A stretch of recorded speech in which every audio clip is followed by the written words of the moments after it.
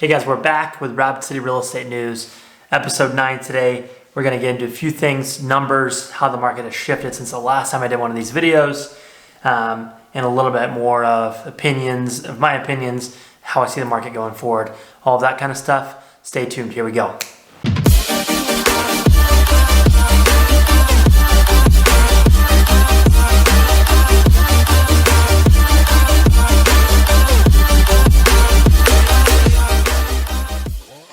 Hey guys, what's going on? My name is Christian Morrison. I'm a local real estate agent here in the Rapid City Black Hills area. This is Rapid City Real Estate News, where I do videos on what the real estate market is doing here locally in the Black Hills. The numbers that I run typically are actually Rapid City, Box Elder, Rapid Valley, Piedmont Valley, and a little bit of the surrounding area, but mainly just the Rapid City whole. But those are the other areas that I include in the numbers. So without further ado, I like to start with the numbers. So let's get into the numbers. I'm going to be looking over here at my screen. So this week, guys, we had 39 houses hit the market. And this is last Tuesday to this Tuesday. 39 new houses hit the market. Good solid number. Median price in those 39 houses was $275,000. Of those 39, 17 of those have already gone under contract. It just means they have an accepted offer on them. There's 30 houses that actually sold in the last week. With a median sold price of $312,000, but the median listing price is actually $290 of those sold. So the average house went on the market for $290, and then it sold for $312. So quite a bit over asking. For active houses, there's 105 total active houses right now. The median price is $374,900. So that's a really good number for us guys, back up in the hundreds. I don't know if you remember, near the beginning of this year, we had a lot of 10, 20, 30 houses active on the market, and that was crazy low. Now we're back up in the 100, 105, so that's a really good thing. Average days on the market, this is the average day from the time a house goes on the market to the time it gets an accepted offer. That is 7 days right now. So 7 days, and before we were looking at 2-3 days, so 7 is actually a little better now too. Today's interest rates are actually slightly higher than what they have been in the last few weeks, month. They're 3.25% today, still historically extremely low, but for the time, a little bit higher than normal. So that about does it for the numbers. Now, a lot of stuff has happened since the last time I did one of these videos. The market has shifted in a big way, especially over the last 1.5 to 2 months. It went from being, no matter what your house looked like, no matter where it was, if it was on the market, it was going to sell with multiple offers. That has shifted quite a bit in certain areas. There's still certain houses, certain price points that are going to sell crazy fast, but it has slowed down a lot since the last time I did one of these videos. You know, you're still probably going to sell it if it's the right house, if it's a nice house in a nice area and you price it correctly. You're still probably going to sell it right away, meaning in the first week or so. But it's not going to be as crazy as what you've been hearing as the buzzwords most likely. You might have one of those rare houses that's just no matter what, it's going to be crazy. But for most of us, the houses are still going to sell quickly, better than they do in an average market. But it's not going to be what you've been hearing about. Oh, we're getting 10, 20 offers. They're going $30,000, $40,000 over asking price. A lot of that has slowed down.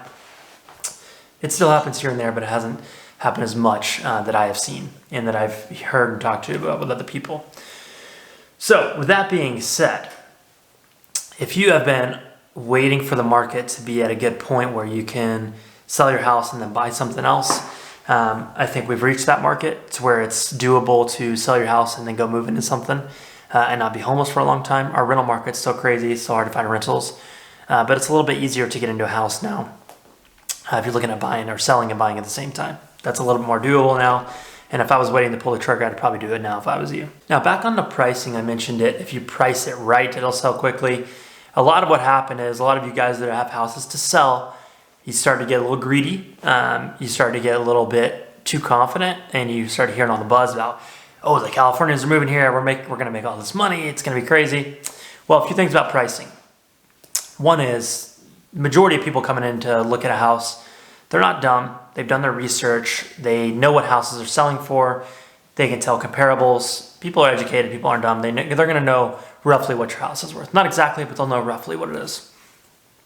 If it's overpriced, people are going to know that, and they're not going to put offers on it, and it's not going to sell. No matter what market you're in, it's not going to sell if it's overpriced for the market and for the area. So a lot of people I've seen it. I just keep watching them. They're putting houses on way too high, and they're not selling right away, and they're probably freaking out trying to figure out why. My sellers, my clients personally, I walk them through exactly what I think the pricing would be, and we haven't had one sit there. So just because we're pricing it correctly and I'm giving them realistic prices, which are still so much better than they were a year ago. So all of us are in a really good situation if we own houses, but it's tempting to think you can get more for your house than you actually can. And I think that's getting to a lot of people and causing them to price it too high. And what happens when you price it too high is you now have this weird thing on the market where you've been on the market longer than every other house, and everybody's like, what's wrong with this house? Why has no one bought it? And it scares people off. People get a little skittish of it. And then you don't lower the price, or you do lower the price, and people now think you're desperate. They're like, okay, they got to sell this thing. Let's lowball them. It's a weird game there, and it really does matter if you need to price the house correctly right as it comes on the market, to make sure you get that initial push, that initial buzz, and get it under contract, get an accepted offer right away in the beginning there. Now, if you have any questions about what's happening in the market, if you want me to get in more depth on like your personal house, your personal situation, I'm happy to help any way I can with that. You can reach out to me, you can call me or text me or message me on here on Facebook. If you got any questions, I apologize for my hiatus from these videos, but I'm going to be back on them weekly starting this week. So you'll start seeing them from me every week for the rest of this year. So again, I apologize for that. No excuses for that. I just couldn't get to it. So now I'm back on it. I will get back on these every week, and I would love to see some questions about what's happening, some comments below on anything you would like me to address in the future, and I will jump on those. But that does it for this week's show, guys. Again, my name is Christian. If you need anything, hit me up in one of the ways below. Thanks so much, guys. See you next week.